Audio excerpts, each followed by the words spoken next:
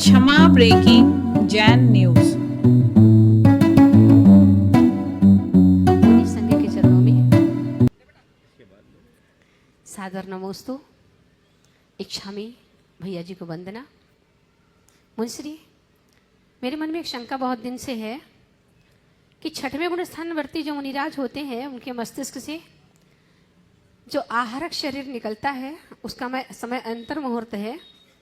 अगर वह अपनी शंका का समाधान करके लौटता है और अंतर मुहूर्त के पहले अगर वो अपने स्थान पर नहीं पहुंच पाए और बीच में अगर उसका मरण हो जाए तो कौन सा गुणस्थान और कौन सा उनकी आयु बनती है? बहुत सुंदर। देखिए, ये भी आज बहुत अच्छा संयोग है कि आपके नेमी नगर में तो आए ही, नेमी नगर में चातुर्मास रथ 3 महाराजों से मिलने का भी सुयोग बना। बहन जी चातुर्मास में अनेक बार आई और बार बार अनुरोध करती थी। मुझे तो ध्यान में भी नहीं था कि अभी ये लोग यहाँ हैं। रास्ते में मालूम पड़ा कि महाराज जी हैं। हमने कहा बहुत अच्छी बात है, आज मिलना होगा, और मिल करके बहुत अच्छा लगा। आपके लिए रुके थे महाराज जी? हाँ, बहुत सुंदर, बहुत सुंदर, बहुत सुंदर। अच्छा ही है। आपने जो सवाल किया कि एक मुनि महाराज, देखिए आम जनों की जानकारी के लिए मैं बताऊं कि मुनियों को तपो विशेष से अनेक प्रकार की चमत्कारिक शक्तियां प्रकट हो जाती, और उसी प्रकार की शक्तियों में एक शक्ति है जिसे आहारक रिद्धि कहते हैं। एक ऐसी रिद्धि जो किन्हीं किन्हीं मुनि राजों को होती है, बहुत विरल। उससे उनके मस्तक से एक हाथ का पुतला निकलता है, और वो पुतला निकल करके कब निकलता है? जब उनके मन में किसी प्रकार की कोई शंका होती है या तीर्थ यात्रा आदि की भावना होती है, जिसमें शरीर से न जा सके तो उनके मस्तक से वो पुतला निकलता है। और जहाँ भी भगवान हो, अरहंत परमात्मा हो, केवली भगवान हो, शुद्ध केवली हो, उनके चरणों में जाकर विनय पूर्वक निवेदन कर अपनी शंका रखता है, उनसे समाधान पा करके लौट आता है। आज तो टेक्नोलॉजी है, दूर बैठकर लोग ऑनलाइन समाधान पा लेते हैं। ये पुरानी टेक्नोलॉजी है जिसमें खुद को पहुंचा करके अपना ऑनलाइन समाधान कर लेते हैं। तीर्थ की वंदना आदि भी कर सकते हैं, ऐसा जैन शास्त्रों में आता है। लेकिन जीवन मरण का कोई ठिकाना नहीं।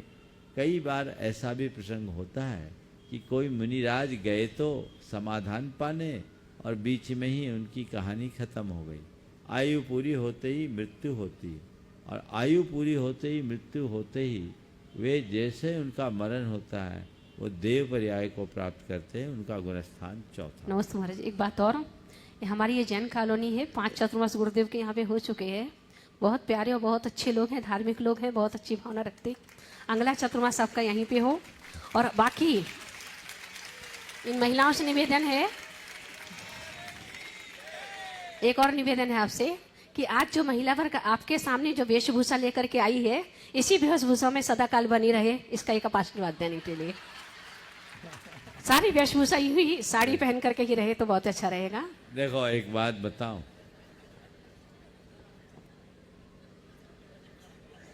क्या पहने क्या न पहने ये आपका चुनाव है। लेकिन एक वाक्य जरूर कहूंगा, कोई स्त्री जब भारतीय परिधान पहनकर आती है तो उसमें माँ, बहन अथवा देवी का रूप झलकता है। कोई स्त्री जब भारतीय परिधान पहनकर आती है तो उसमें माँ, बहन या देवी का रूप झलकता है। और वही जब पाश्चात्य परिधान में आती हैं, आप खुद तय कर लीजिए उसमें क्या दिखता है। स्त्री में मातृत्व दिखे, भगृत्व दिखे, देवित्व दिखे तो स्त्री का गौरव है, और स्त्री में केवल स्त्रीत्व दिखे तो समझ लो वह एक भोग की वस्तु बन गई।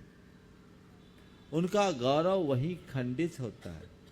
इसलिए हमें अंधानुकरण से बचना चाहिए और कम से कम धार्मिक कार्यक्रमों में तो अपनी मौलिक पहचान बनाकर रखना चाहिए। यहाँ भी टॉप्स और जीन्स पहन के आओगे तो भगवान के आगे क्या पाओगे। अमेरिका में मंदिरों में लोग जाते हैं, भले सप्ताह में एक दिन जाएंगे, पर आज भी वहाँ भारतीय परिधान पहन करके ही जाते हैं। जाते हैं कि नहीं जाते? यहाँ भी होंगे लोग। देखिए नितिन हाथ उठा रहे हैं। क्यों नितिन, कैसा पहन के जाते हैं, क्या रहता है?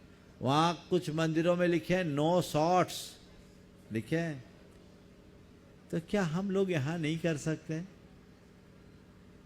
मैं ये नहीं कहता कि मंदिर में ऐसे कपड़े पहन के जाने वालों पर प्रतिबंध लगाया जाए। मैं ये जरूर कहता हूँ कि आप मंदिर जाओ तो अपनी पहचान बना करके जाओ ताकि पवित्रता बने। कई जगह ऐसा होता है कि ड्रेस कोड के चक्कर में फिर नई जनरेशन मंदिर ही जाना छोड़ दे। नहीं, मंदिर जाना मत छोड़िए, लेकिन ये भी कीजिए। और यदि आप अच्छे भाव से मंदिर जाने के निमित्त से घर में ड्रेस बदल रहे हैं ना, कि मुझे मंदिर जाना है और मंदिर जाना है तो मुझे इस तरह के परिधान पहन कर जाना है, तो समझ लो जिस समय से आपने कपड़े बदलना शुरू किया उसी क्षण से आपकी पूजा शुरू हो गई। दृष्टिकोण को व्यापक बनाइए, आलस छोड़िए। इसलिए मैं नियम की बात नहीं करता, लेकिन आप लोगों को सलाह जरूर देता हूँ और अपनी मौलिक पहचान बना करके चलिए। पाश्चात्य सोचने, हमारी भाषा, हमारी भूषा, हमारी भावना और हमारी भेषज पद्धति को पूरी तरह, भोजन को बिगाड़ दिया, भाषा को बिगाड़ दिया, भूषा को बिगाड़ दिया, भावना को बिगाड़ दिया, औषधि को बिगाड़, भेषज यानी औषधि को बिगाड़ दिया, सब कुछ बिगाड़ दिया। उसे बदले। एक बात और कहता हूँ, प्रसंग में याद आ गया। मेरे संपर्क में एक सज्जन है जिनका बेटा लंदन में एक बहुत बड़ी कंपनी का सीईओ बना है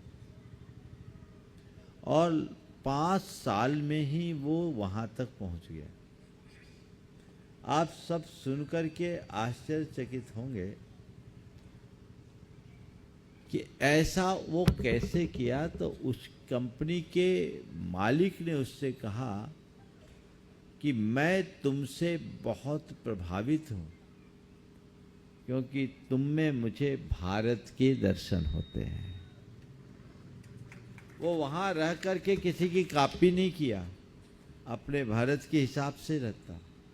बोले मैं तुमसे इसलिए प्रभावित हूँ क्योंकि तुम में मुझे भारत के दर्शन होते। वो रहने वाला ब्रिटिश था, भारतीय नहीं, लेकिन तुम में भारत के दर्शन दिखते होते हैं। बाकी लोग तो सब हम लोगों की कॉपी करते, अनुकरण करते हैं।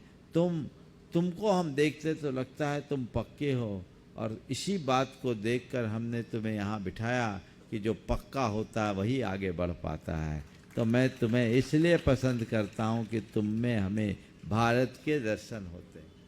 वो शुद्ध शाकाहारी, सात्विकता के साथ जीने वाला और भारतीय संस्कृति को अपना आदर्श बना करके चलने वाला व्यक्ति यहाँ तक पहुँच गया। क्या हम लोग ऐसा नहीं कर सकते?